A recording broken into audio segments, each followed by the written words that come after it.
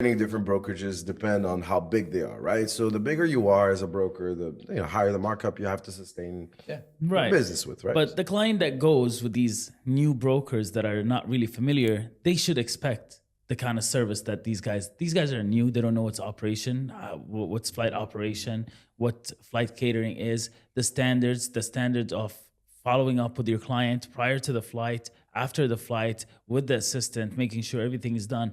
And then once they try and things hit the fan, they will come back to us and be like, you know what? Okay. Especially as you said, like we're a Middle Eastern operator and the standard here is different. Yep. I worked as a sales and operators in the US. Like for example, catering was not included. You as a broker, you manage your own stuff. How do you not include catering on a private jet flight? I mean, to me, that's absolute insanity. But because the market is so competitive in the United States, people offer you just dry aircraft to charter, and then you as a broker need to put everything together, which is, again, why brokers are important. Because brokers are not just brokering the transaction. They're brokering logistics, operations on board catering. They're brokering the whole customer service side of it. True. And the operators are providing aircraft. But here in the Middle East, for example, we're out Dubai now, operators do everything for you. So you're only brokering the transaction. Right. Which is why brokering out of Dubai is much easier than brokering out of the US.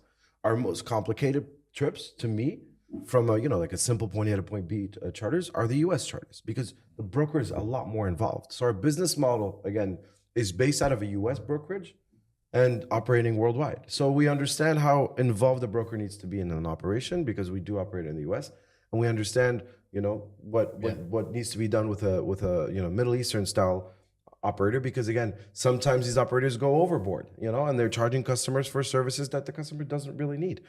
Customer might not want to go to a 7-star private jet terminal that costs $6,000 to handle your flight. Right. Maybe you want to go in a more discreet area. So you need to understand your customer. You need to be able to place your customers' price points or money in the right services.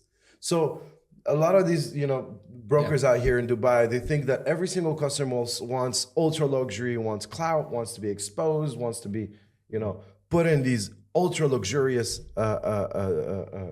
scenes, but a lot of them don't. A lot of them just want to be discreet and pass by a super efficient FBO and not pay the extra $6,000 to go through JetX, for example. That's ultra luxurious, beautiful space, but very expensive as well to operate in and out of.